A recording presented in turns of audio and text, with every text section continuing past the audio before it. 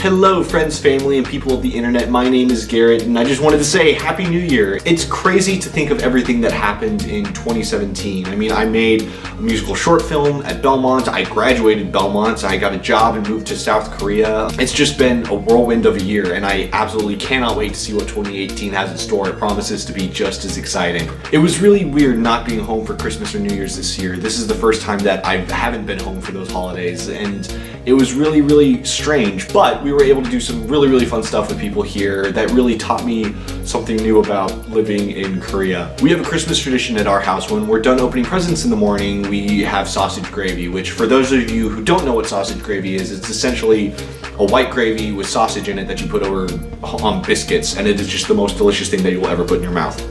It's fantastic. And so when all my friends here decided that we were going to do a Christmas brunch and kind of have it as a potluck, I immediately volunteered, like, oh, I'll make sausage gravy because that'll be great. I'll be able to have my Christmas morning tradition even while I'm here. But little did I know that was going to be a lot easier said than done. I volunteered right away. I was like, oh yeah, sausage gravy, great, I got that. But when I went to get the ingredients, apparently they don't really have sausage here like they do in the States. I expected that you could find some type of like breakfast sausage kind of anywhere like you can in America, but that's not really the case. They don't really have the same type of options that you would have here. So I was like, okay, that's no big deal. I'll just get some like ground pork and add my own spices to it, and that'll be great. And I've gotten ground pork here before, and it worked great. Plenty of fat, like it was the right ratio of fat to meat and all that stuff. It was awesome.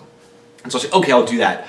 So I go to the store expecting to get more pork mince, and they didn't have any. So I learned at the meat section, at least for the store that's by us, they don't have a regular selection of everything. It kind of varies according to what they have, which really makes sense, but it's not what I was expecting and not what I was hoping for, and made me have to kind of change plans. So instead of having little ground sausage, I had these like little strips about that long and like maybe that thick of pork that was a lot less fatty than a normal ground pork or sausage would be, but I was able to make it work.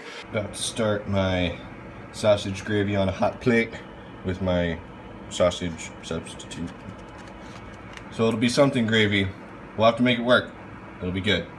So I had everything that I needed for that. I was like, okay, to substitute some of the fat, I added butter, and it was gonna be great. I was like, okay, I have the sausage, I have the gravy ready. This is gonna be great. And so I'll just get biscuits now, like you could find anywhere, like a nice Pillsbury pre-made biscuit you just pop in the oven and it'll be great. And apparently they don't really have that either, which was really disappointing because I've never really made biscuits from scratch before, but this was a time that I had to learn how to do so, and so I did. And I made all the biscuit dough from scratch. I don't really have any counter space, so I just cleared off my coffee table and did it straight on that. I also don't really have any bowls, so I kind of just did it all on the table. It was an interesting experience, but I learned a lot about how to make stuff and how to make biscuits and what worked and what didn't and what I could do without any mixing bowls.